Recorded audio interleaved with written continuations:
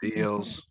It's been good, talk, everything's an opportunity to talk to a customer. So There you go. Yeah, Julie. Well, it's also not new news, right? Everybody gets it. I think it is what it is. It's going to happen. Yes. I just got off the meeting about some enhancements too coming. So some good news coming. Cool. Be good That's good stuff. yeah. All right. We'll be good. All right. So in the overall scope of things, right, guys, we kick it off. I give an intro myself, Temple View, you guys give your intros, and then we'll kind of launch into some of these questions here. Very conversational. Be yourselves. Gonna crush it. Remember to look at your camera, not at yourself. Every now and then I gotta like lean in so I make sure I'm not blurry. I don't know why my camera's doing that. So Looks good. Yeah, looks good. Anybody got any big plans for the long weekend? Skiing. date night. Whoop, whoop, Sunday. whoop. We got a babysitter. Me and my wife are going out night on the town. Wow. That's about as good as it gets. Yeah. Looking forward to it. You don't get Guys, too many of we're them without the kids anymore. Guys, we're just going to allow 2 more minutes to go by, then we're going to start, okay? Got it, Anthony. You got it. Who's the babysitter? You hired a babysitter or a family member? No, hired. Yeah, we don't have any family here, so hired a babysitter. She came a few times, but the kids are asleep. They sleep through the whole night, so really we're paying a dog sitter to come play with my dog for 2 hours. What are you guys doing? You gonna go bowling? We went to a roller rink recently, actually. We went roller skating. Okay. Yeah. I'm gonna go. I gotta go. A roller rink. Wow, buddy. Yeah. I was Popular. surprised. I was watching the Olympics last night and the speed skaters, but they were all saying how they got into it on rollerblades. Like you think like speed skaters are all people like, oh, they've been skating for their whole life. Like, no, I've been skating for like 5 years. I'm doing a whole lot of inline skating and racing there. And I got into this. My town doesn't even have an ice rink. I had to drive 3 towns away. You're like, wow, you really wanted this. I'm sad with football being over. It starts right around the end of the year when the bowls end, Monday night football's ending, Thursday night football's ending, and just now you're in full withdrawal. Were you guys Rams fans or were you guys Rams. Bengals? I'm in LA. Yeah. But I had money on Cincinnati. That was my bet. So and Rams did not cover. Yeah, I tell you, they have to be proud of themselves, how far they got and how fast they got there. It usually takes a team 4 or 5 years just to get to that point, but they did very good. They did very well. Oh yeah, and by the way, if you look at the aerial shot, you can Google it. Chase was literally 20 yards open. The receiver fell down. So when he got sacked, when he got sacked, he was trying to just get his hand out to throw it to him because he was wide open for a touchdown. They would have won. Are you serious? I haven't seen that. If you look at the aerial shot of when he got sacked of the field, he was trying to. That's why he didn't just throw it over there. He was going to try to get the touchdown to win. Wow. Chase was open.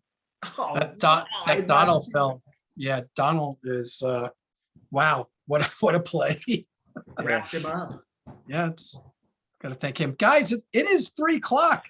So let's get started.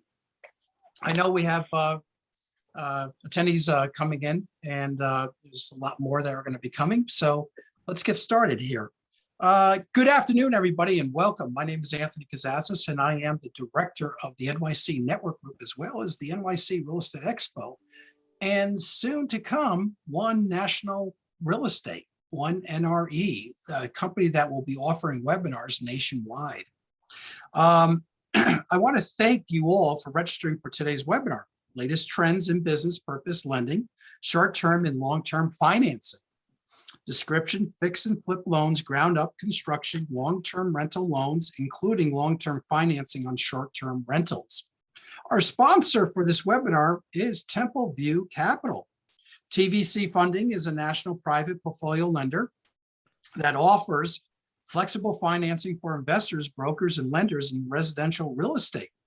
Founded by entrepreneurs with more than 20 years of residential mortgage and real estate investment experience, TVC Funding has been at the forefront of innovative product development since its inception.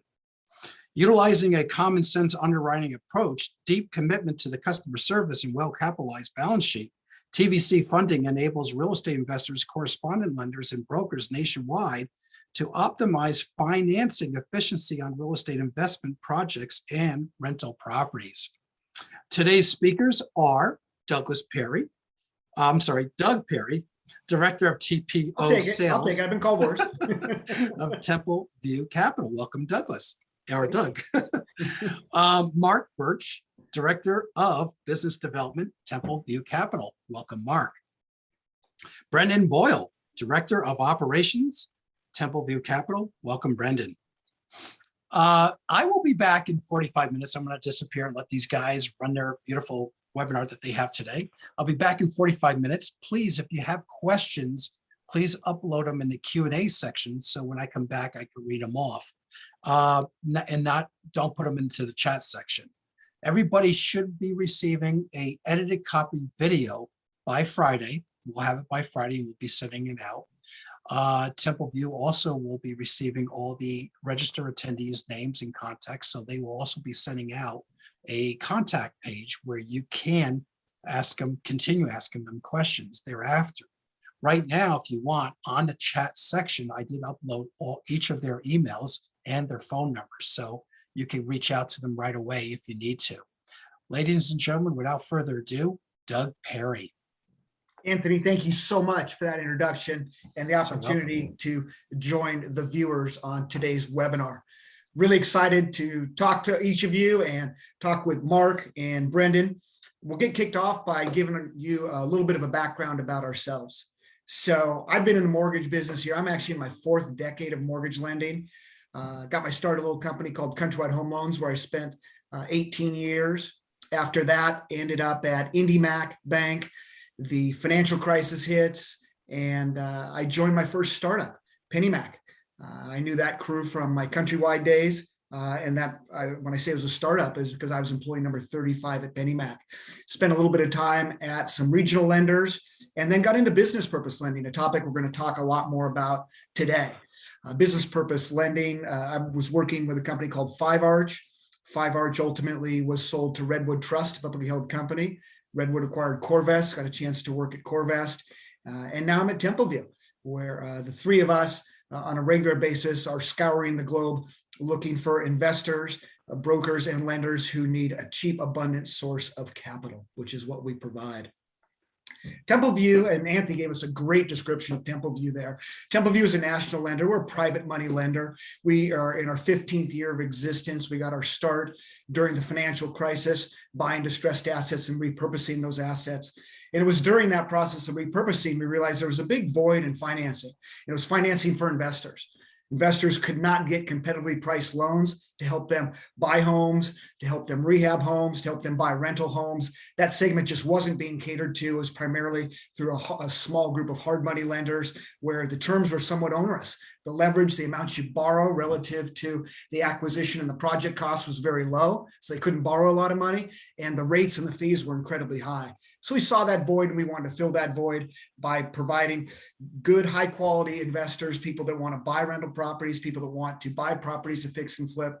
How can we loan them enough money so that they can do their project successfully, as well as do that at very competitive rates? And that's exactly what we're going to talk about today, is how you do that. We're going to get some input from some experts here, Mark and Brendan, that are really leaders within their field. And with that, I'll hand it over to Mark. Why don't you give us a little bit about your background, please? Oh, thanks, Doug. And 4 decades. So I guess I'm in my 2nd decade. So I started out of college, and then I started in the residential field, doing residential mortgages, and the best time before lately to refinance. And I saw that craze. And a couple of the friends from college were doing wholesale mortgages at a company called First Franklin. the home of the rapid refinance, if people know what that is. You pay your mortgage for 13 months, we'll do 80% cash out. Do you have a pulse? The ninja loans, the Nina loans, all that fun stuff, right? I think our company was featured in The Big Short, which is fun because we were owned by Merrill Lynch. So during that time, I got a taste of the wholesale mortgage industry. From there, I actually joined the team are the current owners of Templeview, and like Doug said, we bought defaulted note pools and we worked them out. I was actually an asset manager. Got really involved with property flipping, because that's what we were essentially doing. We were looking at the ability to take a house value and increase it, and in doing so, we were doing renovations, or there would be a certain point where we said, you know what, just sell it as is. And we did see, when we sold properties as is, we kept the pulse on them and saw how they performed.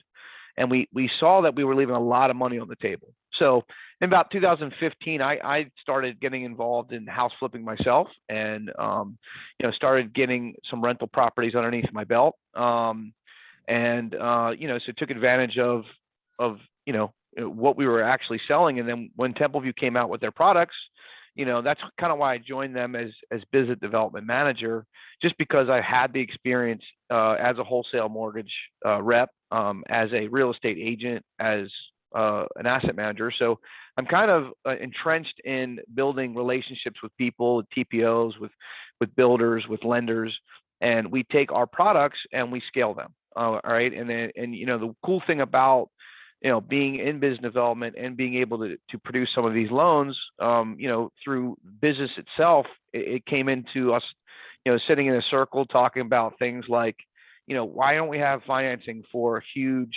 Airbnb short-term rental loans? And we start talking about it, and sure enough, we find a way to come up with a loan that we can share with our customers to be able to use it. And so currently, I have about 20 Airbnbs that I currently own and manage. I have flipped over 20 homes. I've done numerous of joint ventures helping other people succeed. I have a local meetup in my market, and happy to be here. Thank you. Mark, thank you so much. I think what Mark's talking about there, not just his experience, but at Templeview, we're investors also. We're in this business. We're not just doing it for the financing. This is our livelihood. We live it. So it's a really, really important differentiator for Templeview. It's a lender. At its core, we are investors. So we understand what the investors need. And that's very unique and very different from other companies. Brendan, why don't you tell us a little bit about your background, please? Yeah, unfortunately, I can't start off by saying about the decades in the industry. This hurts, guys. This hurts. I'm feeling old already. But no, I've been with the company for a number of years, 7 years. With Mark Burch, we were working in the non-performing notes, working on these properties that are in some form of way default, and seeing if you can make a manageable asset out of that, whether you're flipping that home, short sales, deed and lose. And that kind of transitioned into Templeview Capital. At Templeview Capital, I have a mathematics background. So we started off in sales and kind of growing the company organically when T launched in 2017. And through the years, adding additional tools or looking at guidelines, I've joined the third-party origination channel. And a big piece of the third-party origination channel is looking at our competitiveness on our products between us and a lot of different other lenders. You're not only looking at how you can be competitive in the market space, but you're also looking at what can we do better? What could we add that's different, or what could we add that's new? And then also having people on staff such as Mark Burch, who's an investor who's living this. We get feedback from that, and we could create unique programs that we can expand out on a number of our offer to our client base. So I've been with the party channel for about two to three of the 7 years now, and really expanding out on creating processes, looking at underwriting guidelines, really mastering the guidelines and the requirements to make sure that we're offering not only a safe product for the company, but a safe product for the borrowers when they're writing these loans and they're originating, that hey, they have a strong lender in the back who's going to service their loan, who's going to keep them, keep them happy during the term of their loan, but also give them a stellar product that's competitive in that market space. Brendan's being very modest here too in his experience. Most of us specialize in one aspect of it, sales, operations, technology. And in addition to Brendan being one of our best salespeople and being a master of running operations for us, he also designs and builds some of our proprietary automation tools that allow us to, our pricing rules and doc engine allows us to underwrite loans, allows us to price loans, allows us to generate documents, and something that, as Brendan talks about with our TPOs, our third-party originators, our brokers, and our lenders that we actively support, gives them the tools to be self-sufficient too. So great job there in terms of what you do.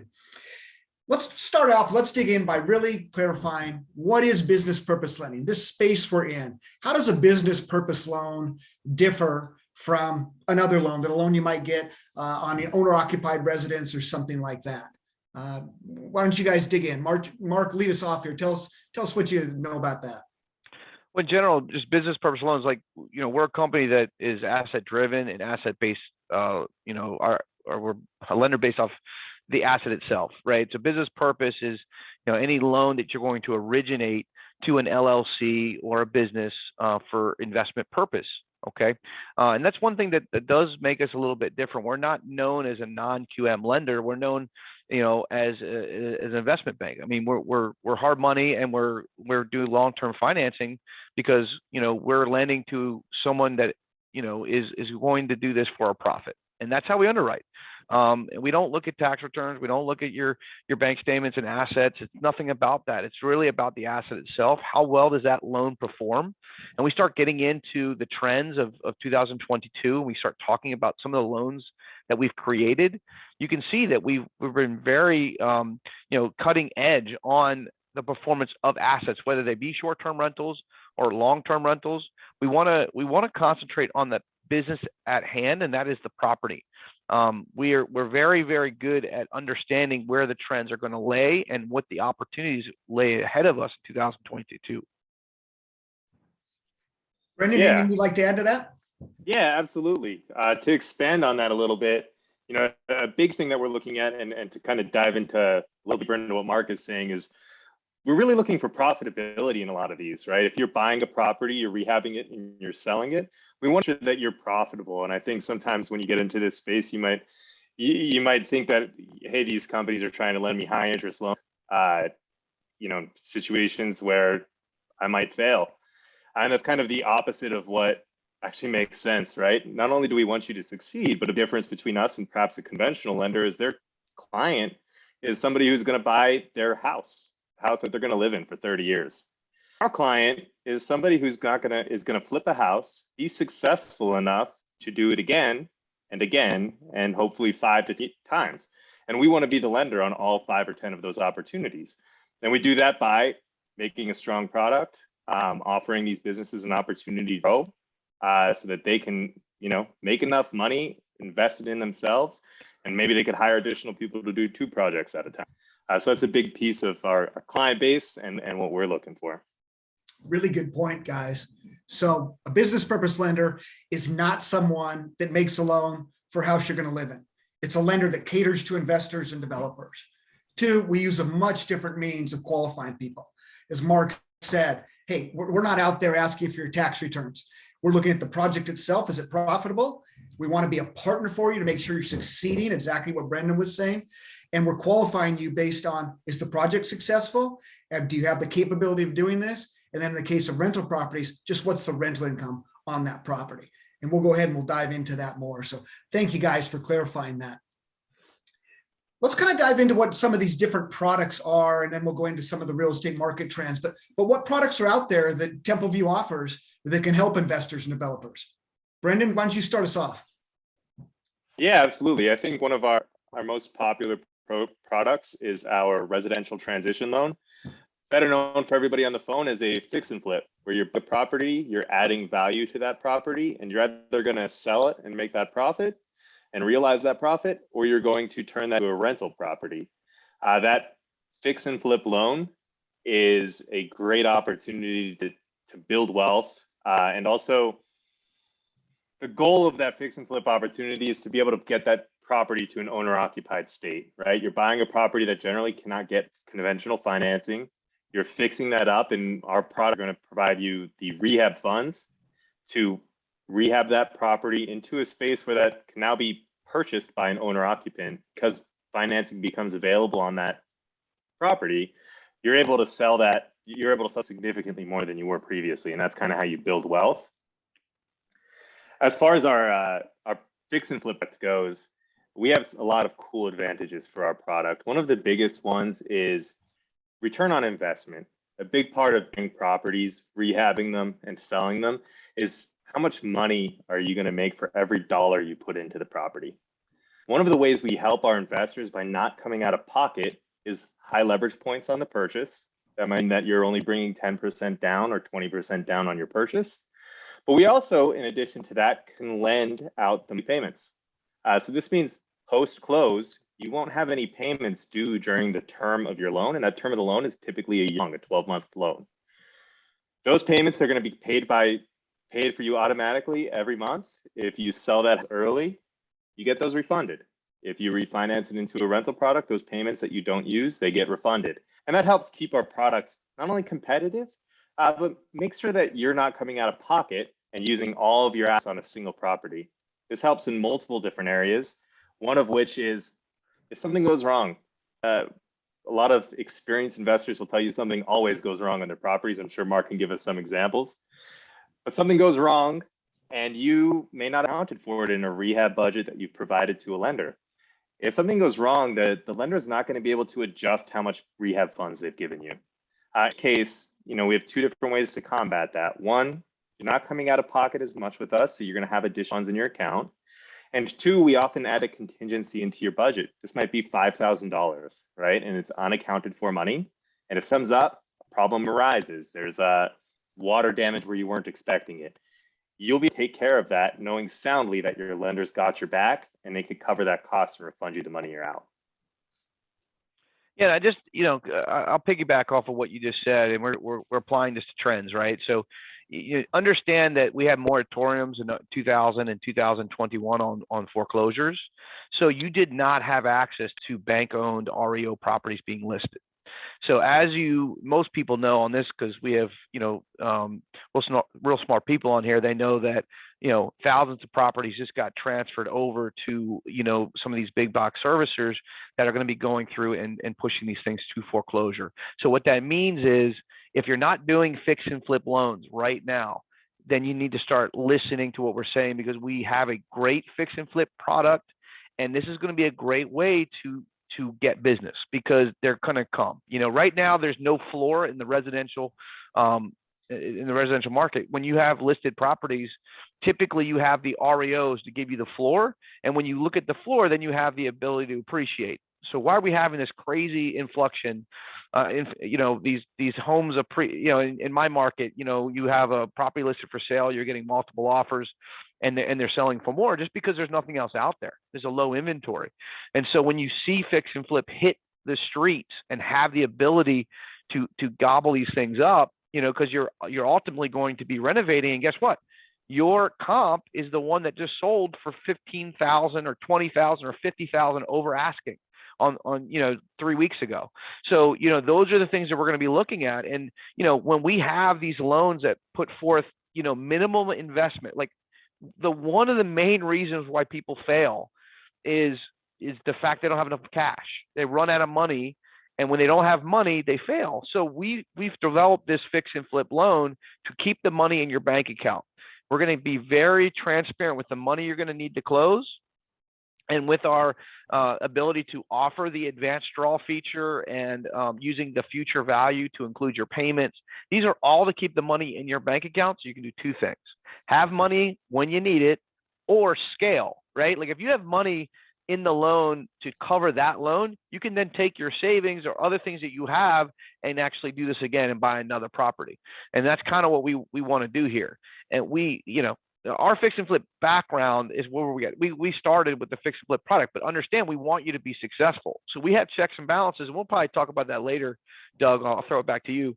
Just some of the checks and balances we have. But I just wanted to kind of let you guys know one of the biggest trends you're going to see in 2022 is the rise of fix and flip because of the new inventory we're going to see in REOs. Mark, I think that's a really, really good point, right? That during the COVID pandemic, due to federal law and oftentimes state laws, the ability to foreclose has been very limited. And those restrictions and those laws are being lifted, and it's bringing in a big inventory. What we're going to find out is, have borrowers just not been making their payments and they had the money, or can they really not make those payments? Virtually none of these people are underwater, so it's either going to result in foreclosures or a lot more people selling their homes simply because they have to exit and they can make money in the sale because they're not underwater. So I think we're going to see a lot more inventory. I agree with you. You each brought up some really interesting points I want to do a little bit deeper dive on. I'll circle back to you, Brendan. First, I want to talk to you a little bit about how you talked about no payments. That almost seems like something that's impossible. And then Mark, I'm going to circle back to you and talk about advanced draws, because that's also something I just don't hear a lot and something very unique to Templeview. Brendan, tell us a bit more. How can I get a fix and flip loan and not have any payments? Yeah, absolutely. So fix and flip loans, you often look at them as two different loans combined into one. You have it's all one loan, but you have one for the purchase of the property, right? And maybe that's 90% of the purchase price.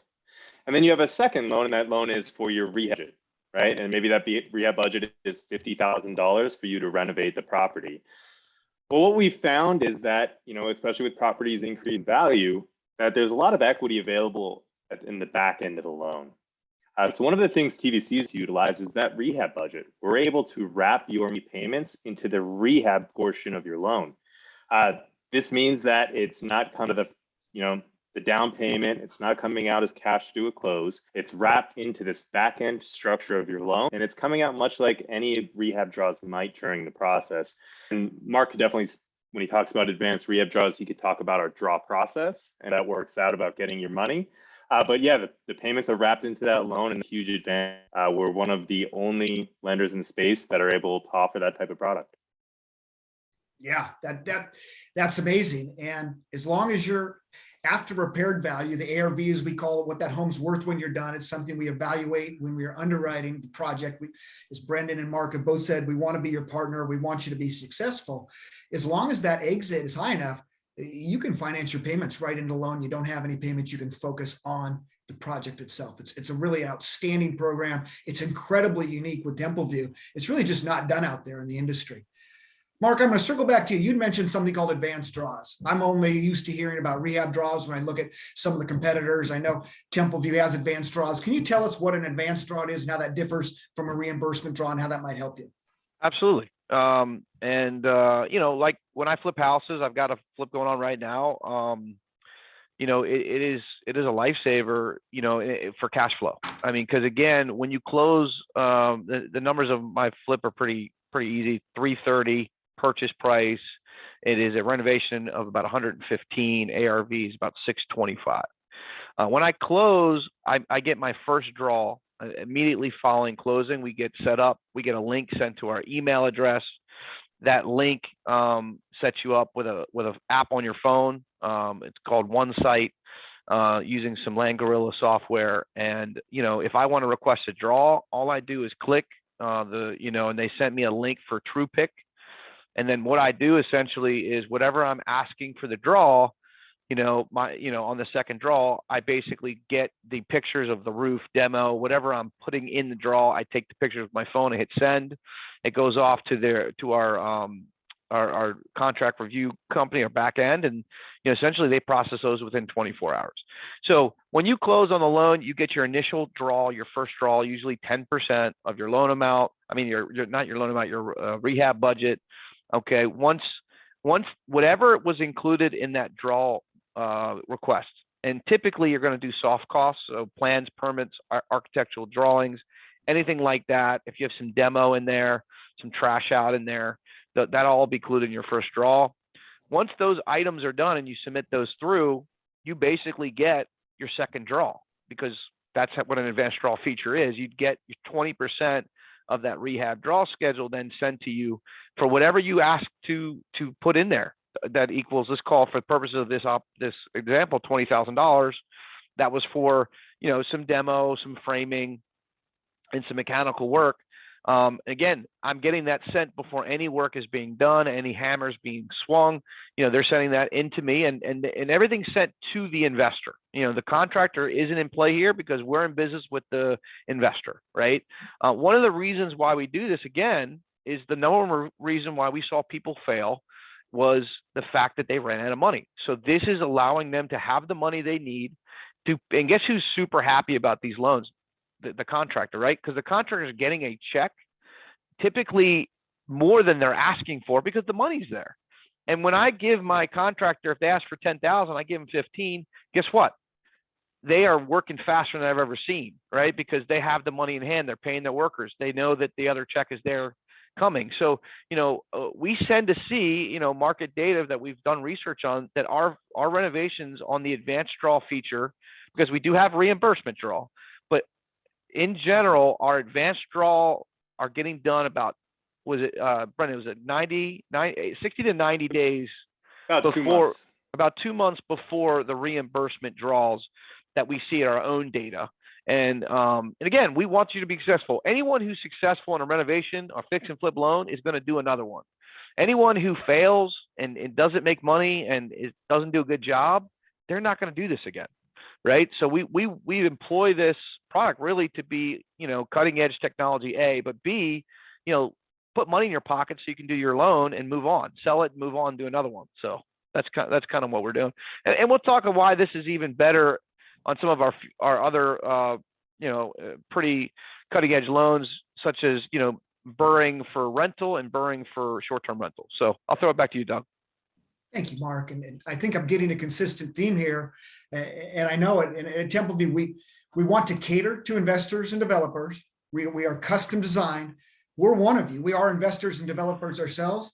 And we want the project to be successful. So you can go do another one and another one and another one after that. And we have product features built in, such as advanced draws for well-qualified borrowers, such as the ability to finance the payments into the loan, to make that project successful. You got to really listen to what Mark said there of, right now it's a tight environment. Everything's in short supply. That's everything from employees to supplies. And that's true on a construction project too. It's hard to get employees, it's hard to get supplies. You've got money there, and listen to what Mark says. He's an investor. He's doing these projects saying, look, I come in there and I've got money through the advanced draw feature. I'm number one on that contractor's chart. I'm the one that's getting the attention. And that's a key thing right now. Let's talk, we're sticking here with our residential transition loans, our fix and flip loans. Tell me a little bit about the kind of leverage you can get on these loans. What are some of the terms that a borrower can get on these? Mark, why don't you start off? We'll start with you. Well, I mean, leverage on this is, 90% of purchase price, 100% of renovation costs, and go up to 90% loan to cost, and we do include your escrow for payments in the LTC. So it is, the way we calculate LTC is not a normal way. So it's shaved and created for the benefit of the borrower for sure. We also get creative, like we allow for 6% seller concessions. So if you're getting a good deal, you can have the seller go up 6% and then give it right back to you in seller help, because you can do that to cover your closing costs. We're very upfront about structuring. We want you to kind of use if you got something under contract on a good deal, if you went back and you renegotiate, whatever it is, use it to your advantage. But yeah, leverage is, we want to go up to 90. If you're new, if you're just getting in, we'll still finance you, but you're going to put an extra 10% down. You're going to put 20% down, which is very standard across the board. Also, it's going to give you a better, if you have the 20% to put down, you're going to be covered, for mishaps or mistakes. You have more skin in the game, but you also have more equity in the deal. So. Mm-hmm. Absolutely. Brendan, can you give us a little bit more detail on that loan to cost? You're the operations guru here. You understand the way we underwrite these loans. He's the math guy. Yeah, he did. He said that, right? He's a mathematics guy. And I know that from working with him. He's a math whiz. But tell us a little bit more about loan to cost and about how that is a real advantage of working with Templeview. Yeah, well, I'd say first and foremost, TVC is very, very good at financing very large rehab projects. You know, when we're out there talking, if we see a budget that's over 100,000, that'd be, you know, a deal that we really want to do. We not only because of the different servicing options that Mark has, you know, spoken about. He's his own inspector, right? He's inspecting his property with his cell phone. That's incredible. Getting those advanced rehab draws, not having to make payments. The loan to cost is a limiting factor when you get into large rehab loans. Essentially, it's exactly what it sounds, right? It's a formula with your total loan amount divided by your total cost. Now, a lot of lenders in this space are looking at cost in different ways than we are. The loan amount's not going to change, right? The loan amount is the loan amount. However, cost could just mean your down payment. It might mean your down payment plus any unfinanced rehab that you're coming out of pocket. It might mean the points that you're paying on your loan. It might also mean the payments that you're making, right? Most lenders are a little bit more conservative on loan to cost, and on larger rehabs, cost is going to be your limiting factor. So if you find a large rehab loan, you might find that 90% loan to cost isn't quite sufficient. Maybe you're at 92, 93%, and that lender won't close that loan. With us, we understand that you actually have multiple costs on your loan, whether those are origination fees, title costs, taxes, payments, which is the largest one, right? Not only are we lending you 12 months of payments, but we're putting those 12 months of payments in the denominator in that loan to cost. That's a cost out of your pocket. That's how we consider it. And because of that, our loan to cost formula, where, you know, some of our competitors might consider something 95% loan to cost, we're closer to 90. And this really gives you a huge advantage when you see those large rehab projects where somebody's doing you know, maybe they're adding some square footage or they're doing a larger renovation project. We are going to excel on those transactions, not only because we have you know, in my opinion, an amazing rehab department that is very good at vetting these transactions, but because we're going to be capable of giving you more money, right? Giving you that better return on investment so that you can scale projects, do more at once, or simply more money per dollar you're putting in. It's really unique here. So to put a big bow on this, what I'm hearing is the industry standard on loan to cost is I'm just going to include your project costs in, and that's going to be divided by your loan amount. It's limited to 90% or sometimes less. But at Templeview, we're not just putting in your project costs. We're putting in your costs of closing the loan. We're putting in your costs of the payments, and we're doing 90% of that. So it's really a huge advantage here to be working with Templeview and our loan to cost calculation. It's really unique, and it really favors the borrower and favors that project being successful. So that's an important thing to know.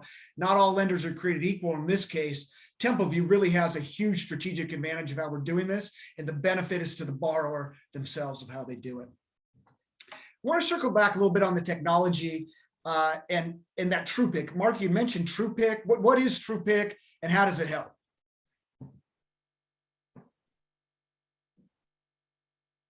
Well, looks like Mark Burch might be a little frozen there. Let's go to you, Brendan. How about that while Mark bounces back here? Yeah, absolutely. So the TruePick service is it's related to rehab draws, and again, it's something that we could send to your phone.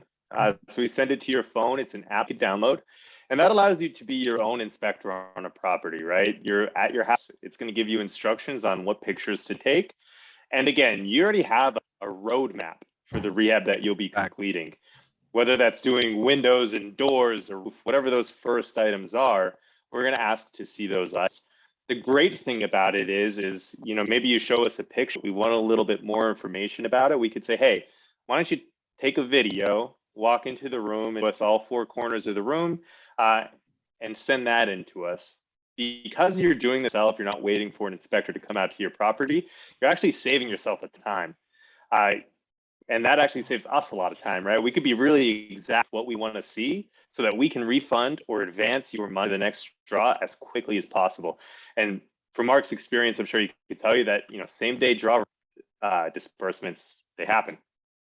Oh yeah, very, very good. Sorry about that. I lost the connection, but yeah, I mean, the technology is great. And you know, moving in 2022, it's only gonna get better. You know, technology is going to change. I think we're looking at different software too, just to kind of go off of what we already have. I mean, we're about 24 hours to request, to get money in your account, but I mean, it could be even quicker if we can get better technology. So, that's one of the things that we're always striving at. We know that, cash is king in this space. So getting you the money to do your deal is what we're all about. So. Cash is king. You gave us that example, Mark, where you were saying, hey, you can get more resources on your project by having that cash up front with advanced draws, but also time is money. And in a traditional draw process, an inspector is going to be called out. The inspectors are going to go out there, going to look. It's going to be measured in days, not hours. So to have same day reimbursement is really revolutionary. I think also it really tugs at the core of Templeview. The mortgage business hasn't always embraced technology. When we have a problem, we traditionally throw people at it. Let's just throw people at it. And the problem with throwing people at it is people can be expensive. They don't work 24/7, 365. And they oftentimes require raises, sick time, et cetera. Technology doesn't require any of that. So at Templeview, you can see how we're incorporating technology into our process and how this benefits you by having things move quicker. Technology works 24/7. And with that true pick technology, you know exactly where you are. That's something that's just really on the cutting edge. It's great. Oh, yeah. Anything else we want to talk about in terms of residential transition loans, just the fix and flip, and then we'll kind of delve into bridge and to ground up. But anything else we want to add right now on residential transition before we move on to a different product? I think we're good now. I think we covered. All right, we're all good. So let's move into what's the difference, Mark? What's the difference between a bridge loan and a residential transition loan? Again, a bridge loan is going to put money in your pocket. One of the trends that we're seeing is that your house is listed for sale, but you have to be competitive in the market and have cash, right? So if you're going to get a couple $100,000 from a house, we can close a bridge loan pretty quickly to put money in your pocket to get something else under contract or close something else that you need to. So I think bridge loans in itself, Doug, are it's pretty standard what they are. I mean, there's nothing really different about how we do a bridge loan versus the next person. I think, with purposes of about 10 minutes left in this call, we should get into some of these trends that we're seeing with, short-term rental and some of these other things. What do you think? It's a gentle little nudge. I love it. And I do think something's different about our bridge loans and our LTVs. Real quick, Brendan, you got a minute or less to tell me about Ground Up, because that's another product I know Templeview offers. Yeah, Ground Up Construction. So our Ground Up Construction product, we can also lend payments within the Ground Up Construction product. So you get the same bets there. We currently only go off of reimbursement draws for Ground Up Construction. Ground Up Construction applies the same loan to cost formula. And if I'm saying that a fixed loan at $100,000 is a large rehab, Ground Up Construction tend to be much larger. You're typically buying a lot of land, and that lot of land is not worth as much as the rehab budget you're going to bring in. And I would say that 99% of lenders are going to be limited in paying their loan by the loan to cost. So having a more generous loan to cost formula there is really going to put more in your pocket. And again, what's the trend? Trend is inventory is way down. So what are people doing right now? They're building to rent, right? So they're buying lots, they're chopping them up, and they're creating their own rent portfolio. And some are doing spec home builds, absolutely. Just because, again, the inventory is down. I mean, you can build a custom built home and still make several $100,000 in my market. So it is absolutely something to take advantage of, to your point, Doug. Yeah, absolutely. But like you said, it's primarily being driven off the tight inventory. Mark, it's a good transition. You'd mentioned that Burr strategy. I know you've utilized this. Tell us what Burr is and tell us how that applies to long-term loans. I know that it wasn't that long ago, a couple of years ago, if I want to get a long-term loan on my rental property, my options were to get a 5-year loan. It just wasn't available. So tell us about Burr and what kind of long-term financing is available for rental properties, please. Absolutely. And again, this isn't my, I didn't come up with the Burr strategy. It was bigger pockets, buy, you're going to renovate, you're going to rent, you're going to refi out all your money, and you're going to repeat. And then some people say Burrs with an S at the end. That means scale, right? You're going to scale this out. So, for everything that I can tell you, it's all about creating equity. All right. And then finding a company that realizes that's exactly what you're doing. So you can actually pull out any hard costs. And that's what we've created. So, with a transition loan, renovation loan that we're going to give you 90%, acquisition on the purchase and 100% on the refi. But if you're refinancing that for a rental, okay, we're going to let you use that equity you created by your blood, sweat, and tears in the renovation. So we're going to give you 80% of that new appraised value back out. And hopefully within that 80%, that's going to give you your money back, or some of it, maybe not all of it, but it's going to give you a good chunk of your money back. So then you're going to have a cash flowing, performing asset. And again, you're going to be, at a low fixed rate there. So we have that, the transitional like acquisition loan, and then your long-term 30-year fixed, or long-term 30-year fixed interest only, however you want to structure that.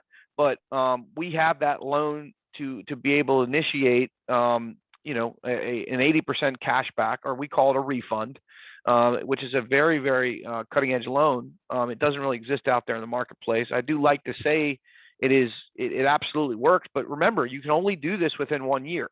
Okay. It's a refund, not cash out, because you're doing it within 1 year. You're proving renovations and you're showing costs that you brought to closing. And then we're going to give you up to 80% of that back out, which is a really good opportunity when you create equity and value. We're also allowing it for short-term rental. So, when you're buying something that is a foreclosure, happens to be in a very good market, maybe vacation area, you can still get it at a very cheap rate. And then we're going to qualify you, maybe these loan amounts. And the reason why we've come out with a short-term rental loan is because of the loan amount. Your normal debt service coverage ratio may not cover it on a long-term 30-year, rent schedule. And so we'll let you use what the short-term rent schedule would be to qualify that loan. And these loan amounts can be, up to, I think we're capped at 2 million. Quote me on that, Brendan, capped at 2 million, but these are still really big loan amounts for these mountain houses, ski resort places, big shore houses and things like that. So I see Anthony pop back on there. Well, we're still dominate a little bit of time here because it's such an important topic here. And I just want to put a big explanation point on this. So, Mark, what you're telling us is at Templeview Capital, I can put a long-term loan, and long-term loans are 30-year loans. It can be a 30-year fix. It can be a 10-1 arm. They can be interest only for the first 10 years. If it's interest only, we'll qualify in the interest only portion of the mortgage payment. But let me get this straight. I can put a 30-year loan on a short-term rental, an Airbnb, a VRBO, things of that nature. Brendan, can you kind of build on that? I didn't think that kind of financing is available out there, and it is available at Templeview. Tell me how this really has changed the game. Yeah, it's just following along market trends. The most profitable properties that we're seeing right now are these short-term rentals. Short-term rentals are defined as daily, weekly, or monthly rental types as compared to your long-term lease, which is an annual lease. They're massively profitable. And you could go in areas where, it would be much more difficult to find financing previously, such as vacation markets. A lot of lenders are very wary of you buying a vacation home with an investment purpose loan. However, in these vacation markets, Miami, for example, you could get a beachfront property qualified off of a theoretical short-term rental income and purchase or even refinance that property into this short-term rental product. It's one of our most popular products right now, and it's actually massively successful. The monthly payment for these are sometimes less than half of the monthly income on them. So it's a great opportunity to get into space. And I'll just co-sign. I was just down at the Eastern Shore. I do a lot of investing in Ocean City, Maryland, and it was funny. I put an offer in. It's beachfront. It's $400,000 purchase price. You can walk to the beach. We pull a rent comp through a website called airdna.co. And Brendan, why don't you type that into the chat so they can take a look at that?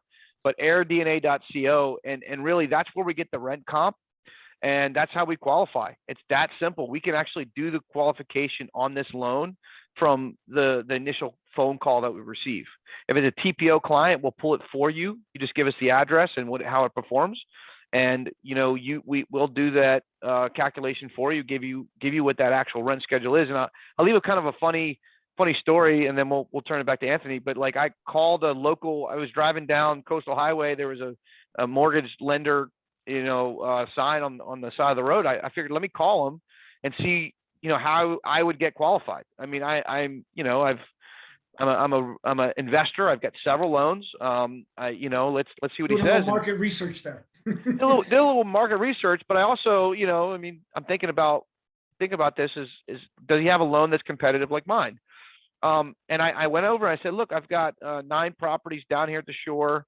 I've got several on Western Maryland in a place called Deep Creek. He goes, well, you have over 10 properties? I go, yeah, I got over 10. He goes, well, I can't help you. And that's kind of where we stopped. I mean, it didn't even, they weren't on my personal name. They weren't even, they wouldn't even know about them unless, you know, they're going to show up on my tax returns.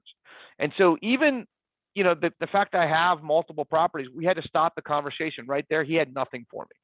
So, you know, we have stuff that's made for investors.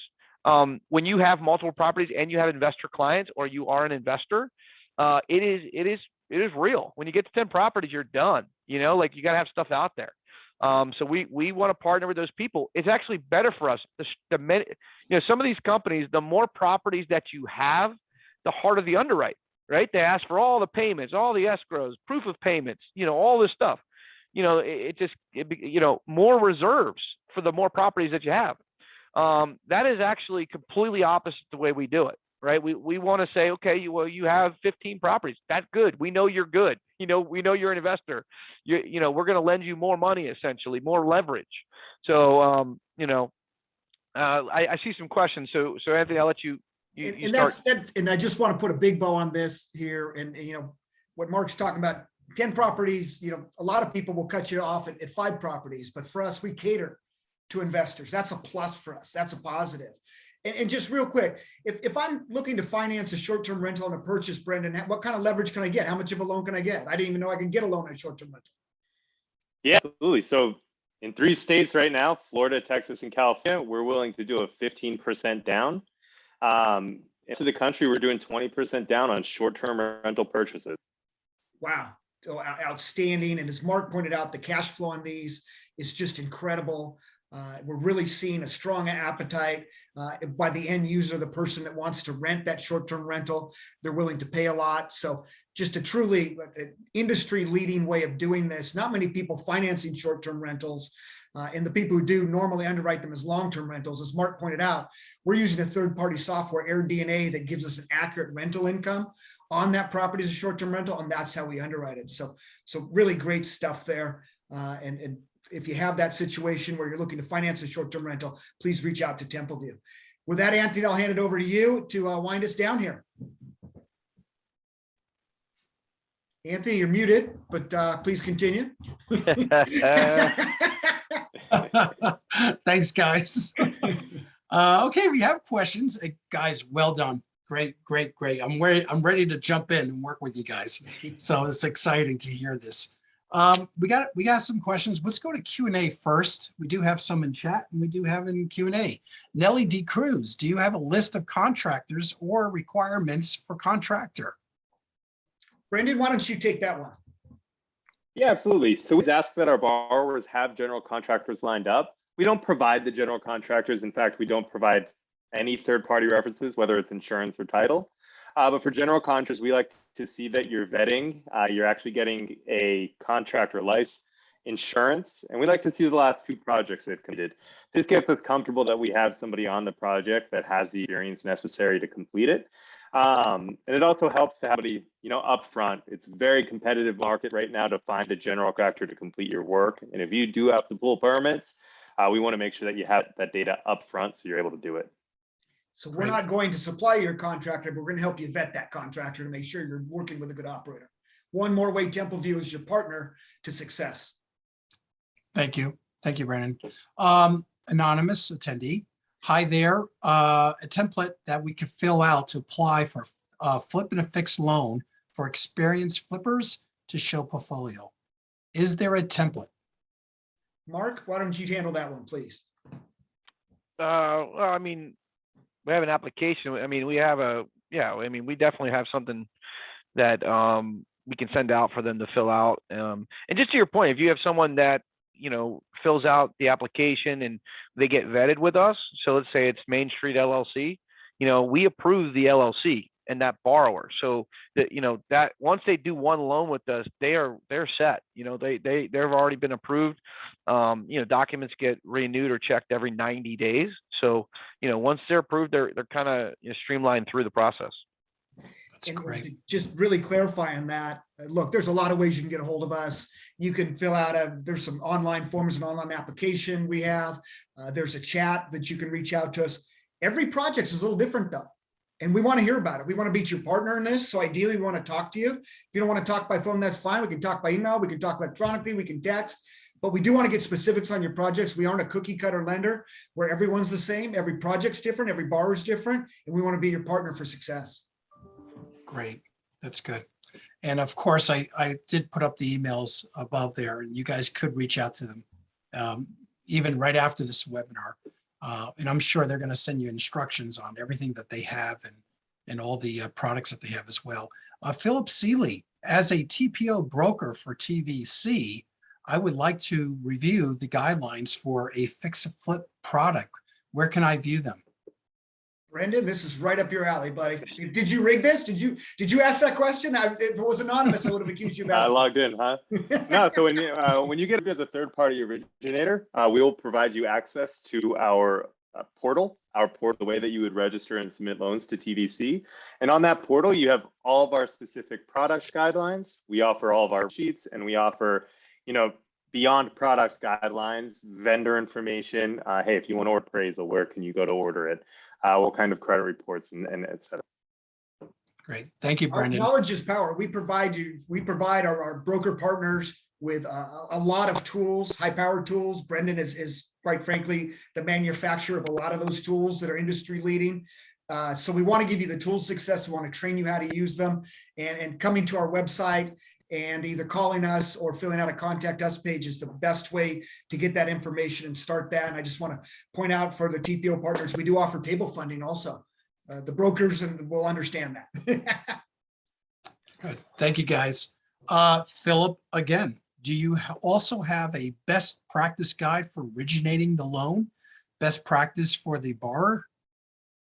I'll kind of take that, and it goes back to the theme of this entire discussion, which is TempleView is your partner. So we provide you these tools I'm talking about. They tell you all about originating the loan, how to do it. We are your partner there. When we're working with brokers and lenders, it's the same as when we work with borrowers. We don't want to just do one loan. We want to do a whole lot of loans with you. We want you to be successful. We want to create a win-win situation. There's two ways to make money in the mortgage business. I'm going to do a small amount of loans. I'm going to charge you a whole lot of money on each loan. I'm going to do a whole lot of loans and charge you a little bit on each loan. And that's how I'm going to do it. We're the latter. We are a volume shop. We want people that can do a high volume. And that's exactly what we do to support you. So we absolutely can support you in the entire origination process and provide you those tools that you need to do that. Thank you, Doug. Philip, again, what is the turn time on Philip's bridge loan? dominating this webinar. Yes, he is. What is the turn time on the bridge loan? And what is the max loan amount on bridge? Brendan, I'll lob that over to you. Kind of an ops question there. Yeah, $2 million, or geez, bridge loans are $4 million actually. Mm-hmm. As far as turn time goes, it's you know, I always say it's dependent on who's delivering the loan to us. So typically we do appraisals, so you get an appraisal back. I would say typically within a week from delivery of appraisal, you should be able to close that loan. And I can really expand on that, right? If from a sales standpoint, we would say, hey, it's a week. And if Brendan was speaking totally open, he'd say, Doug, if you could just get your clients to give me a good package, I could do it in a couple of days. So it's all about the quality of what you put in and giving you the tools to do that and the knowledge to know what you have up front. So you're not hearing about something at the very end. You know about that up front. You can be prepared and set the right timeline. In addition to that, we want to be very communicative. There's nothing worse when you are a broker or lender working with someone to not hear back. We can't always tell you exactly what you want to hear, but we update you on a very regular basis, as well as to provide you automated tools so you can go online and look at your entire pipeline and see the status of that at any given time. Yeah, and just to finish the point there, I mean, if you're on our TPO platform and you deliver a loan, we have We have counterparties closing loans in 3 days. So, I mean, when they're submitting it in, they have a full package. When they have the experience working with us, they know exactly what we're looking. We're very consistent with our underwrite, so we can set those expectations. So, like I said, it just really depends on the package itself. Appraisal is key, especially if you're doing a higher dollar loan amount. Remember, I mean, if you already have something in his hand that we can look at valuation wise, we'll put that through our internal staff and team and take a look at it right away. Thanks, guys. Philip, is there a co-branded marketing material for the ground up product? What is the turn time? Mark, I'll let you handle that, buddy. On behalf of marketing, you better crush this one. Come on, they're going to be upset if you don't crush this one.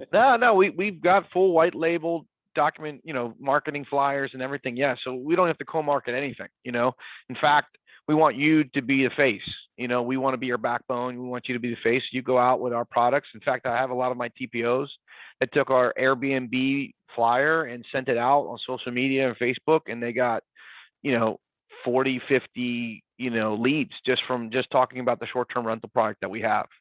It's really cutting edge.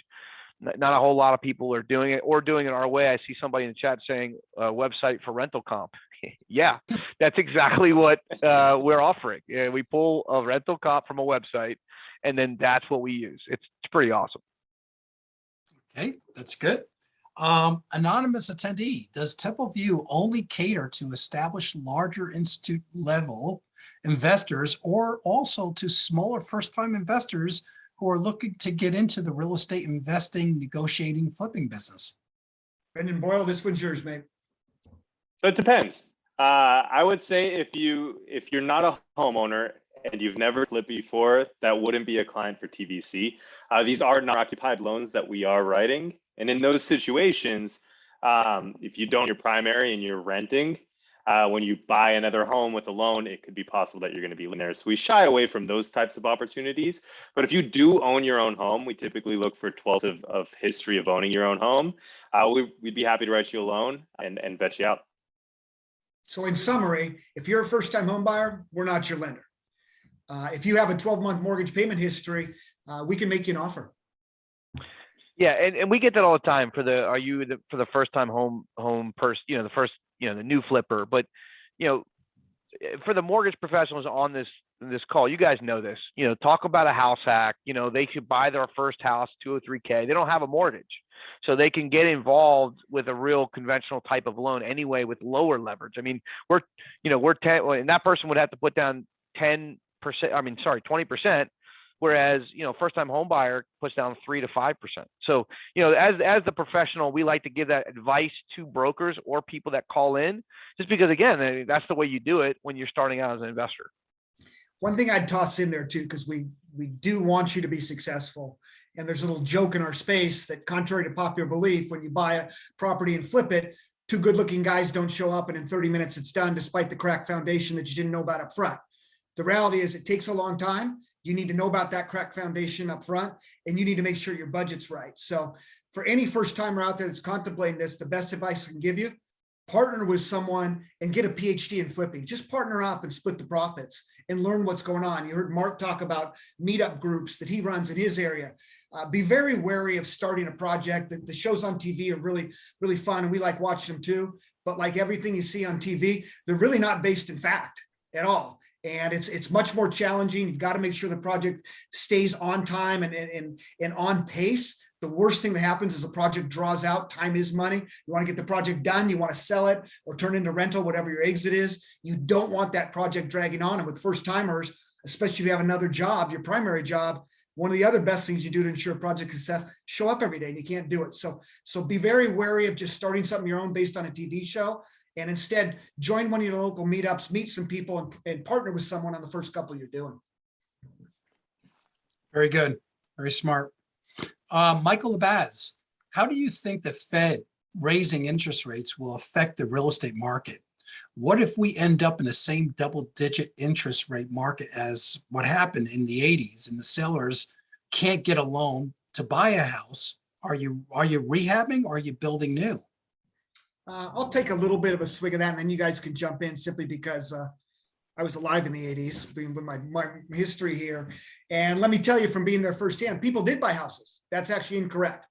Home sales did go on, and interest rates were high, very high, especially by today's standards. But housing is like tires on your car. Good times or bad time, you need tires in your car if they're worn out. Housing, you need that. You can't, if right now you're living at home with your parents, you're eventually going to need to move out. If your family's growing, you are going to need a bigger house. So you're always going to need housing, and rates are going to impact the amount you can borrow because it's going to constrain your buying power. When rates go up, your payments are higher. It constrains your buying power a little bit. When rates go down, it strengthens your buying power. But I think the next cycle, as rates go up, means that there's not quite as much red hot demand for housing. Some people will bail out. Will actually open up the market for flippers and developers and people buying fix and flip projects. So we're very, very bullish on the next phase. And we think it forebodes a really, really good market for fix and flip. And Doug, just to piggyback on what you said, our rates on the short-term fix and flip loans didn't do anything recently. And in fact, they're very, very strong. Lowest in the industry, one could say, depending on where you're getting your money. So, obviously the secondary market for the long-term 30-year fixed loans is a different story. However, we're still very, very competitive. And I think we have a floor rate still in the high threes. I mean, we're one of the only companies that can say that. So understand that, like, if rates go up, I mean, you're still going to, like what Doug said, people are going to buy houses. We are still hands down dealing with a shortage of housing. So no matter what anyone on this call says, I mean, the trend of 2022 is we're still going to have a very strong housing market.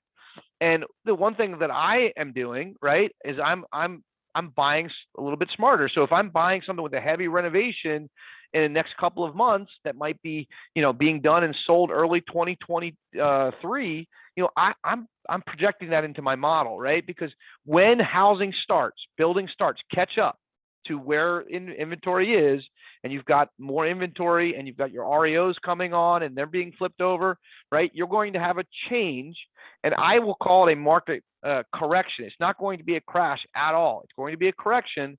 You're not going to see this. You're going to see this, and you're going to see, the loans that we are providing for investors are not based off of appreciation. Okay. They're based off of how well that that house performs, what the rent income is.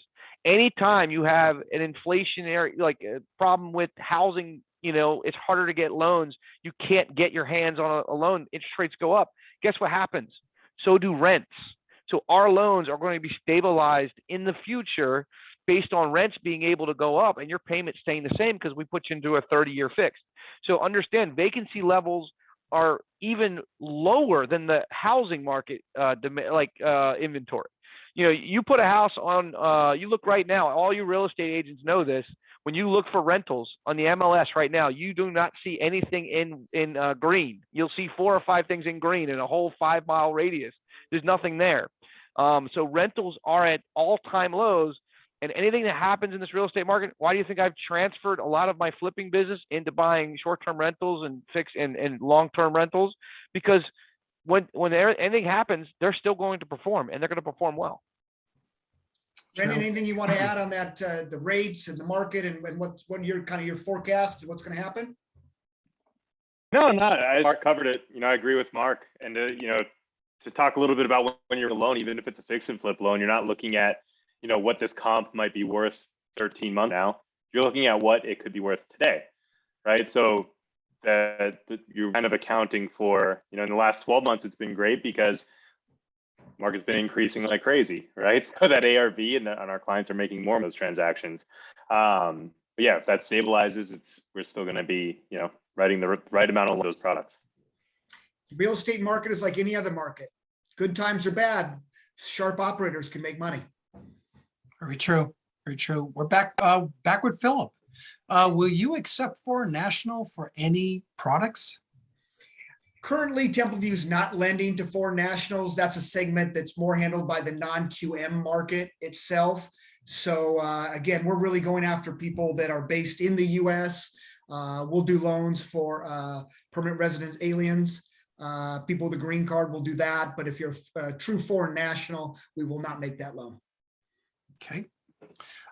Michael Nicholas, how do you handle builder who's buying multiple lots for ground up construction, say 9 lots, say 9 separate loans, maximum exposure to guarantor and investor? Brendan, you want to take that one? Yeah, so we would write 9 separate loans for that transaction. Typically, if you're buying the lots, in most cases, you're going to buy the lots. You're going to develop, right? Get your plans, your permits there, sub utilities. You're going to get that ready, and then you'll be refinancing into those 9 loans in most cases. Far as concentration limits, the hard numbers are 20 units for 20 million, or for 10 million. I'm sorry. So as long as your experience and your credit, you back up the claim that you can develop nine lots at a time, we would be able to do all 9. Right. And a lot of that has to do with the project itself. Are all 9 lots coming, the projects in at the same time? You're going to be competing against yourself. We just want to make sure that the assumptions on that exit value, that as completed value is accurate, because you're competing against yourself. When someone goes and says, I want to buy in this street, there's 9 someone's available, this is going to be great. They're all the same seller. Very good. Thank you, guys. Michael Nicholas again. Also, how do you handle if they are buying at auction, need speed? Mark, you want to take that one? Yeah, sure. So if you can get access to the property, like I've bought from auctions and used Templeview, depends on what part of the country you're buying in. So in Maryland, where I've bought at foreclosure auctions, I do have time to close, and plus I have to wait for the loan to ratify and the deed to record before I can even buy it. So, if I get access to the inside, there's no problem, right? Because we can get that valuation we need.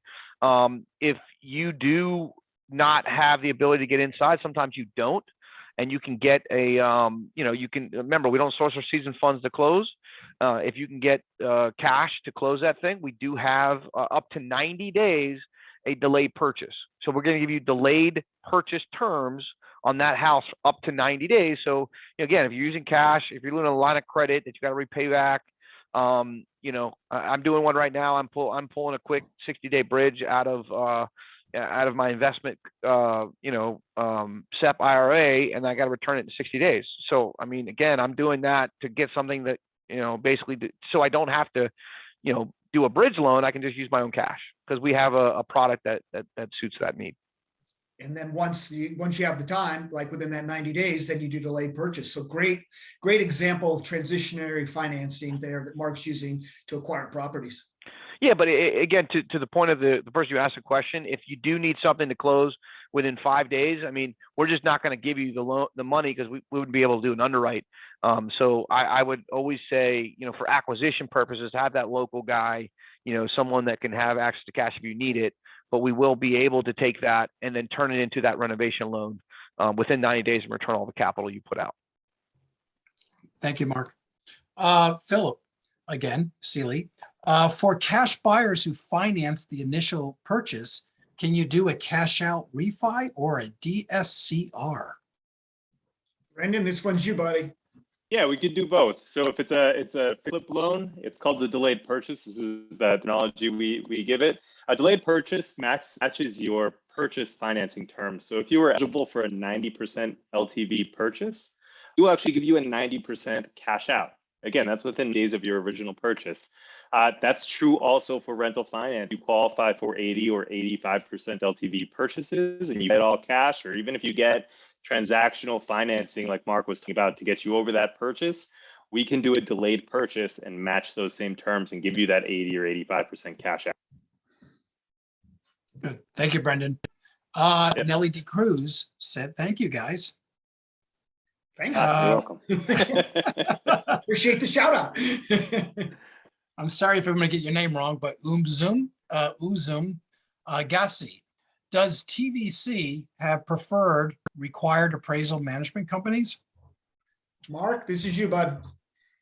Yes, we do have AMCs that we deal with in the next, well, I guess we don't have a time, but Q1 is what I was told. We're taking a lot of our appraisals in-house. So that's another trend for 2022, guys, is, the appraisal has been the bane of everyone's existence in this space. We needed to securitize loans on the secondary market. However, we've come up with a lot of research. We put a lot of efforts into putting this in-house. And so we're very close to being able to release this for all residential loans. And this we're pretty excited about. But as it stands right now for the next foreseeable future, next couple of weeks, we do have approved AMCs that are being used. Great response, Mark. And again, just a reiteration of how Templeview is being very innovative on the front edge of coming up with solutions that benefit borrowers with that appraisal valuation solution that Mark gave you a little tidbit on. That's very good. Thank you, Mark. Uzum, again, Garcia, is there a minimum number of loans a TPO broker needs to originate? Brandon, this is perfect for you, bud. Yeah, absolutely. So the third-party origination channel is about empowering a third-party lender originator to deliver volume loans. And because of that, we were really counting on your staff to be a process and put those loans together and deliver us a package that we can underwrite. And that is, we are an underwriting shop. And we lose money if you guys aren't at least getting $1 million a month. And that's like that's the minimum. So if you can't originate $1 million a month, that channel, you're probably best served with an officer and a TVC provided processor to help you through those collecting docs and getting those loans done. But if you can take that responsibility on and we can pay you additional funds to close those in your name.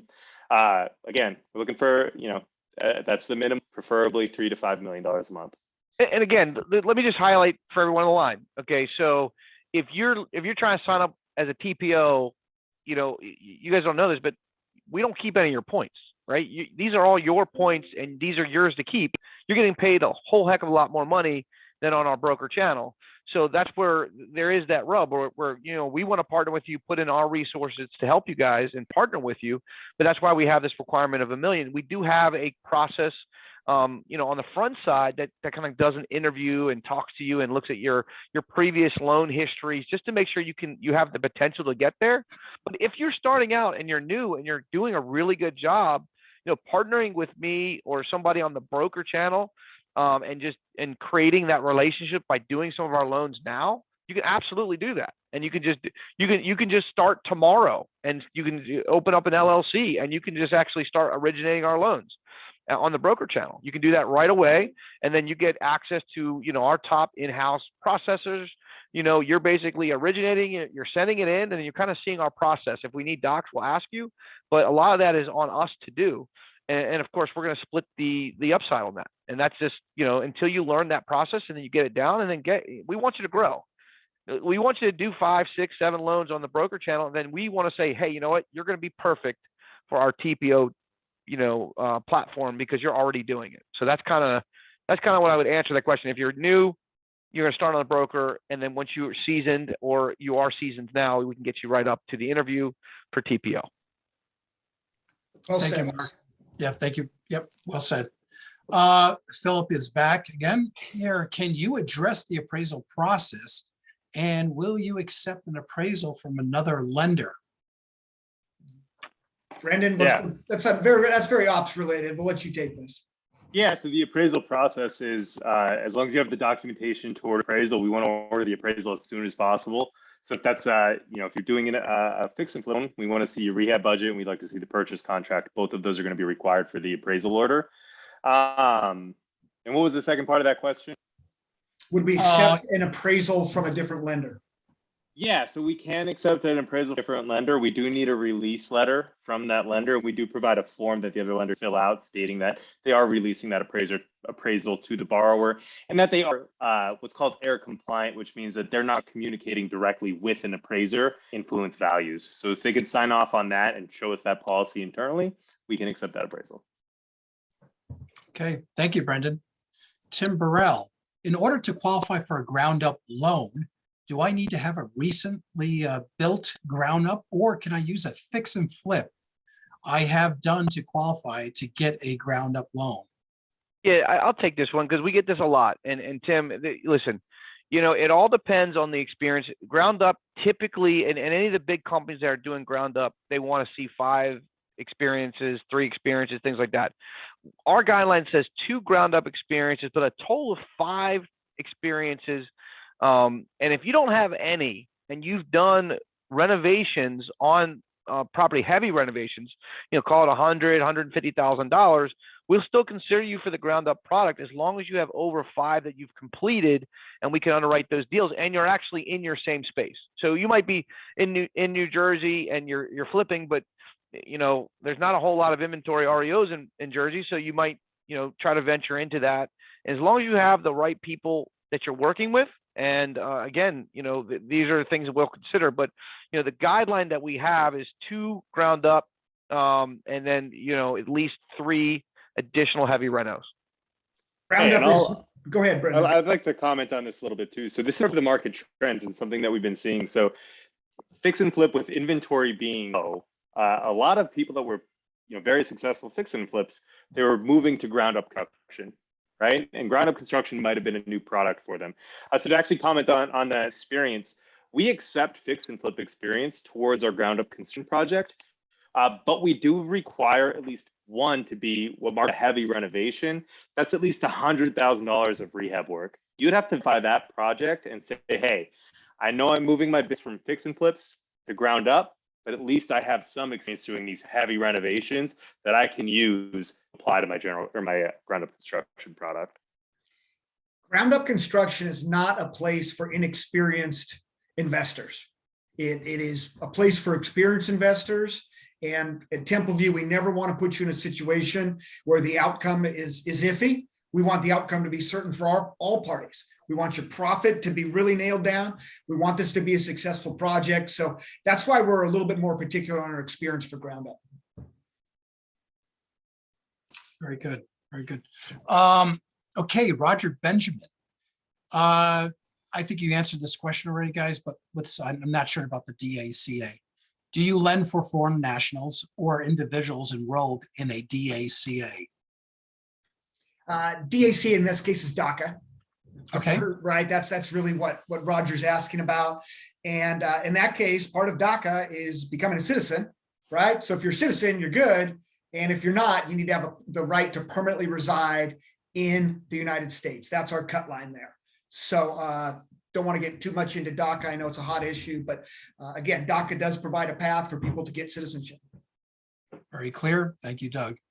Matthew Price, how do I become a TPO for Templeview? Brendan, you want to take a swing at this? Yeah, absolutely. So we would want to talk, right? Mark talked about, not only an interview process, but just seeing some of the business. We have multiple different options at TVC. We have a retail broker in which we let you utilize staff, right? We have a processor that'll collect the documents for you. We'll order the items for you. We have a table funding channel in which you're using your own product, you're originating. You're coming to closing with your name on the docs, and we're underwriting your file, right? And we're funding it at the closing table. And then we even have a correspondent channel where we're purchasing loans. So we would talk to you, kind of see where you best fit, and just sign up. It starts with an application, right? Whether you're a borrower applying for a loan, broker applying, or a table funder applying, it all starts with an application. Thank you, Brendan.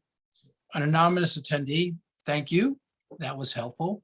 I guess for one of the past questions, if possible, can you share links to the specific meetup groups Doug and Mark referenced in their responses? Absolutely. We'll provide these after, and I think it refers to when I was saying for a first timer, go to one of your meetups, go ahead and meet some seasoned investors, partner with them, and we'd be happy to provide that. So after this, we'll provide that information. Okay, and I know that Michael Labaz, he asked the question earlier, so I guess he's implying this. I do both flip and build new. So thank you, Michael. Perfect. Philip's back. Will TVC fund projects when a 1031 exchange is involved? Mark, you want to take this? Oh yeah, we will absolutely do. I mean, 1031s are fine. Again, we never source our seasoned funds, right? If you have a 1031, we will absolutely use 1031 money for sure. There's no problem at all. And that's the other thing too. Like, remember, all the stuff that we have, most of the time when you see big deposits, a bank statement or something like that, you got to source where it came from and then make a LOX. Listen, we just make it simple. We don't ask for the bank statement, right? We're good. We want you to know what you're bringing to the table, but there's a checks and balance when, you know, the money that you have is investor driven or a partner or somebody else that's working with you. We've decided in our underwrite that, hey, that's an extra check for us, right? That person's going to keep you in line. You did this, this is letting you a bunch of money, right? So they're going to keep you in line as an extra check and balance. So, you know, that's kind of why we do that. I did put in the chat a link to my my last meetup for Investors Edge. You know, we're doing them online, so you guys, anybody on this call can check it out. That's the kind of response time we like, Mark. I love it. Okay. Michael Abbas again. Can you refinance a ground up loan mid-construction? Brendan, all yours, buddy. Yeah, typically do not like midstream construction loans. There is some situations in which we'll them. Most midstream construction implies that there was a failure with the previous work, right? They got a loan to rehab a property and it's not working out and need to get a new loan. Maybe they ran out of funds. They didn't properly vet the rehab budget. Maybe it was far more extensive and they didn't have the experience to really understand what they were getting into. There's a number of different reasons and red flags that pop up for a midstream construction program. And that's just the risk piece of it. If you go to just getting a value for that, where are you going to find comparables for another midstream construction project that has sold, right? You're not going to get a good appraisal for that transaction. All right, so that is the ops response. I'm going to give you the sales response. So the long and short is, how much equity does he have, right? A good deal will always get funded. So you might say to yourself, you know, again, if he has a hard money loan on there, you know, he might have to bring a boatload of cash to do the deal because of what the as-is value is. So if the as-is value is greatly increased by what he's done, and in ground up project, you usually see that, right? They put a lot of their own money into it, and they might not have leverage. And so that's a deal we'll do all day. Like if you don't have a leverage and you're self-funding a ground up and you're out of money, yeah, all day long, we're going to do that deal. There's no loan, right? And really the response is, I would love to get financing for the rest. And that this happens all the time because people take on a ground up, they have the cash to do it, and it just wasn't projected properly. But guess what? You've created value. So we'll give you a loan on that. If you did a loan and the loan is ballooned, okay, how much money do you owe and what is the as-is value? To what Brendan said, you know, typically if we see it's a failed project or something like that, or a bailout or something, that's when we're going to say no. But you might just be someone that had a 6-month loan. I have lenders, like short-term lenders, that just do 6-month loans, and they in the extend they charge 2 points and it's 90 days. And if you do that, sometimes it makes sense when you're doing a pretty substantial project to kind of see what else is out there. So a good deal always gets funded, and always call your sales guy. Yeah, I'll add on to that. Just so you guys, everybody knows, Mark's closing multiple huge opportunities this month that were great opportunities for us that are mid rehabs. But you really need to have somebody that can qualify that deal, vet it out, and that's part of having these experts on our sales staff that can take that and tell you right up front whether or not we're going to be able to do it. And if we do it, this is how it would look. Can we work? Very good point. Very good, guys. Call us and we'll vet it. There's a lot of questions here. Very, very good, guys. Hey, it's good to see Philip back again. Is the ground up program a competitive program for the new build communities? Mark, do you want to take that one? What was the question? Is the ground up program a competitive program for the new build communities?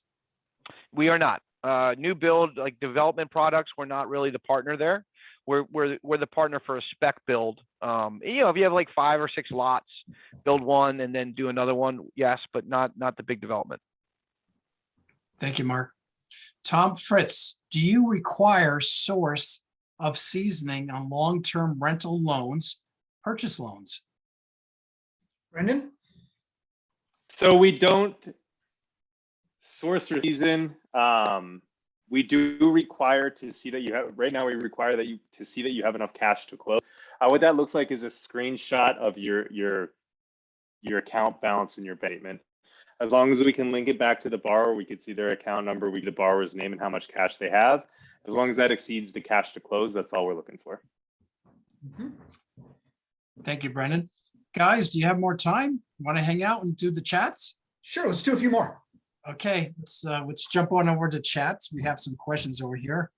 Hi, good luck. Michael Fonville. I'm a new investor.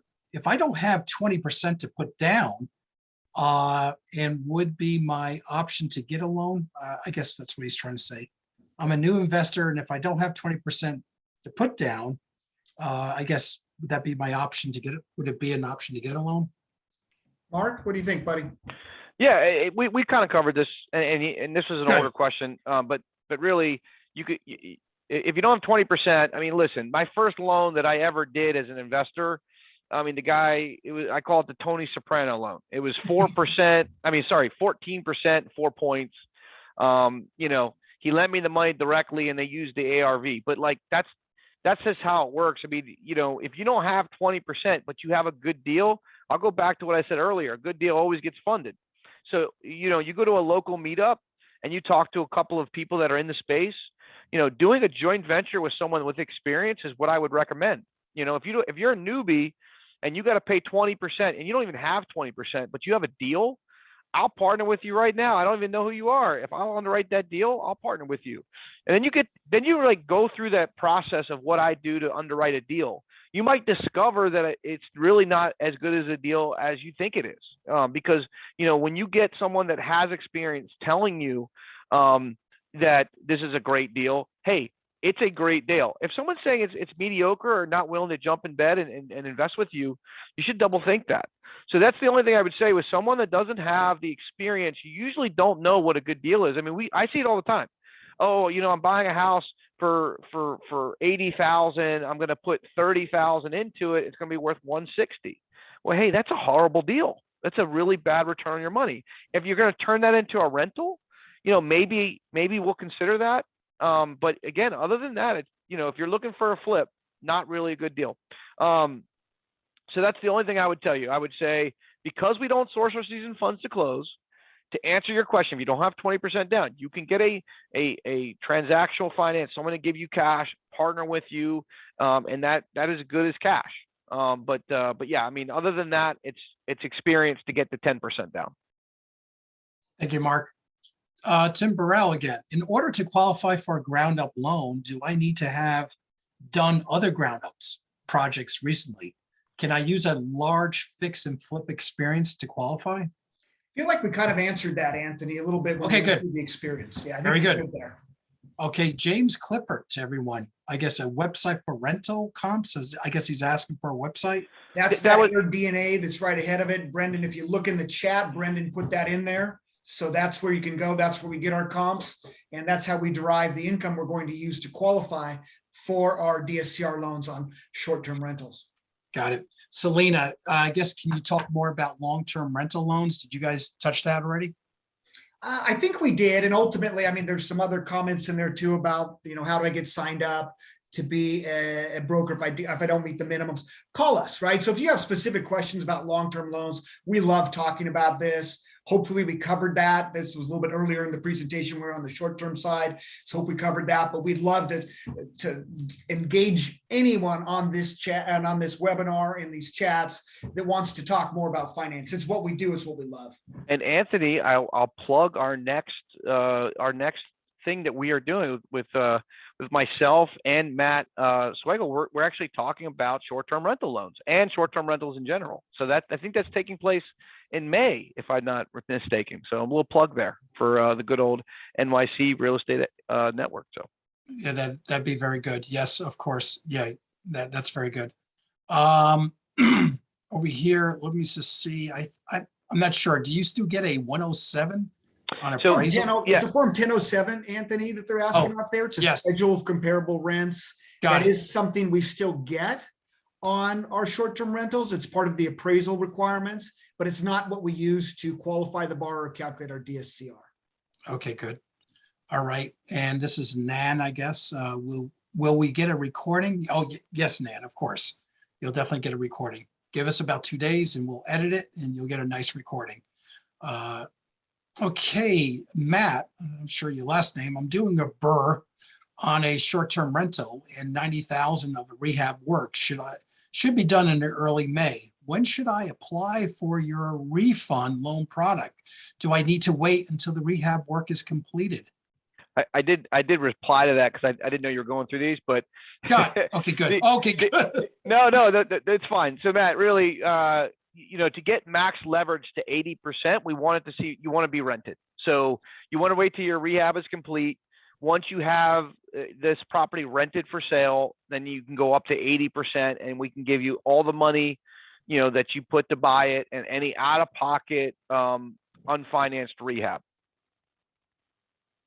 We can do loans on unfinanced or unleased properties, no question. But if you want max leverage, what Mark is saying, have that thing be leased out. And to your point, Matt, you can call us when you're about to be finished, because at the end of the day, when you get max leverage, you just have to have proof of your security deposit and first month's rent. So I've got someone right now that finished, it rented last week, and you know, the appraisal was done last week too. So, I mean, we got the appraisal done, it was vacant, and we just put a LOX that, it's just being rented right now, and we show proof of rental. And then they got max leverage to 80. Okay, that's great. Philip loves you guys. Thanks for answering all my questions. Hey, Philip, thanks for being so engaged in the webinar, buddy. You've been driving it. Well, listen, Philip's back again. Well, let's connect afterwards and have a good group, MLLs, 25s. We need to look training. Okay, this is Philip again. Chris, who do we send a broker deals if we don't yet qualify for a TPO? Did you guys answer this one? We did a little bit, and I'll just put an exclamation point on it. Please call us. We'll point you in the right direction. Yeah. We don't expect you to self-filter, whether you are an investor / borrower looking to get a loan for yourself, whether you are a broker or lender looking to partner up with us, just give us a call. We're really friendly. We love talking about this. We'll absolutely point you in the right direction. Great. Thank you, Doug. And we have 2 more questions, and that's it. We're going to wrap it up. Chris Sava, who do we send a broker deals to if we don't? We just did that right now, I guess, if we don't qualify for a TPO. Okay, and use them again. Mark referenced partnering as an option for brokers that are starting out with the fix and flip lending. How do we get started? We're going to end with that question. Well, you got our email addresses in the beginning of this, and our contact information. Just send us an email. I mean, Doug is the head of TPO too, so like, if Doug sees an email or come in on our website, he'll direct it to, a broker. I can do broker business for anyone that's looking to get started, and we've got plenty of salespeople. So again, we want you to set you up with the right person that's going to give you the attention that you need. So it just depends on who you are and what you're looking to do. Reach out, make contact with us. You can call us. You can go to our contact us page on our website. You can email us. As Mark said, we were very eager to handle those inquiries, and we love talking about this. We're here to help. Guys, this actually concludes our webinar here. We thank you so much. As Mark, what he mentioned, he will be back in May on their final webinar with us. They also have a web talk where I believe Mark will be answering questions. I guess Mark and Doug and Brendan will be back. This will be an open live conversation. All pictures will appear. There will be many questions. I got a feeling this is going to be a very big one. Their panel, their advertisement should be coming in soon, so we will be posting it very shortly, and that will be in April. They will also be back with us with the CEO presentation. Their owner of their company will deliver a message as to how they made out in 22 and their vision for 23. This will conclude everything. Ashley over here at Temple View will be sending out a list of questions that we just went over. Again, contact information as to who to contact. Continue asking the guys questions. There was a lot of questions today, but please continue to ask them more questions and get involved with Temple View Capital. Guys, thank you so much. This was a great webinar. Thanks for hosting us, Anthony. Thank you, Mark. Thanks, everybody. Thanks, Thank guys. you, everybody. Take care. This concludes. Bye-bye, everybody.